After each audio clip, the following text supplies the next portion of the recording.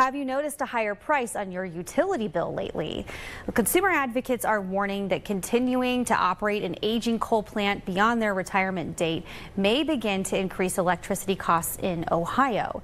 Executive Director of the Citizens Board of Ohio, Tom Bullock, is joining me now to go over all of this. So Tom, in December, 4 coal plants were ordered by the Department of Energy to continue generating power despite being set to retire. Why are those plants staying open past those retirement dates?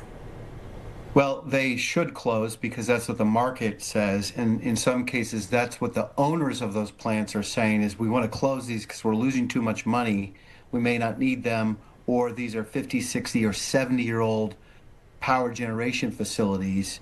But the federal government has recently begun saying, ignore the economics, stay open, as if there's some emergency or need.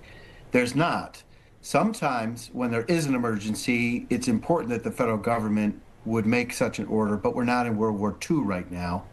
And there's also a regional grid operator, a 13-state entity called PJM, and they do the same job. They make sure there's enough electricity to avoid power outages.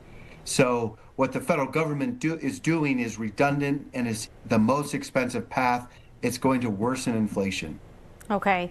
I'm curious, how does forcing their coal plants stay open have an impact on us here in Ohio when you look at some of the other states that have them open, Colorado, Indiana, Washington State? Right. Well, so Ohio gets its power not just from Ohio-based power generation plants, but we're in a 13-state pool that goes over to Maryland, it's Pennsylvania, New Jersey, Virginia is included. We're included, parts of Indiana and Illinois as well.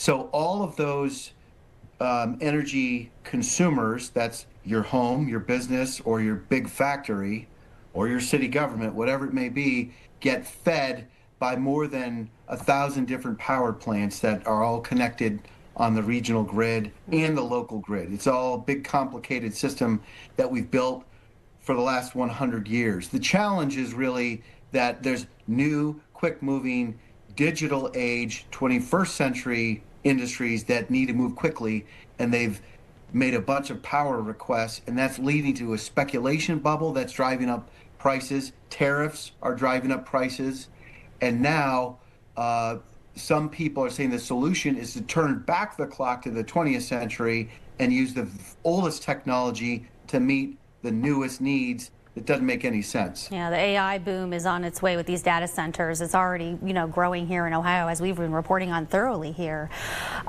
Curious what we'll see on our bills when it comes to the coal impact, and then also First Energy's settlement for House Bill 6, the nuclear bailout plan. When will we start to see that money appear on our bill in terms of a reimbursement?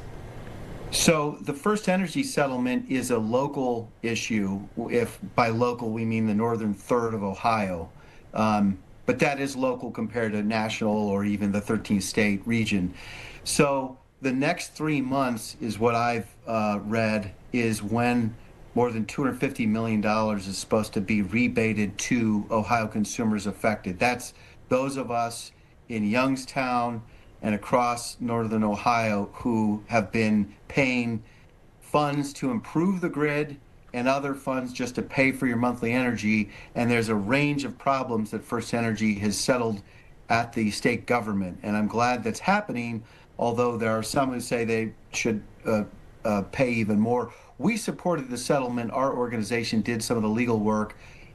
So we thought that that was a very positive step, and it will do something for the near term to offset some of these higher prices. But the higher prices we're talking about started 2 years ago, and they're expected to last as far as the eye can see. Yeah. So that's the problem. Yeah, and I think there's some legislation, some passed, some not passed yet, to try to rein in maybe some of these AI requests. We'll see if they work. But Tom, thank you so much for joining us and giving us an update on what we can expect on our utility bills, because this affects a lot of people, all of us. Thank you.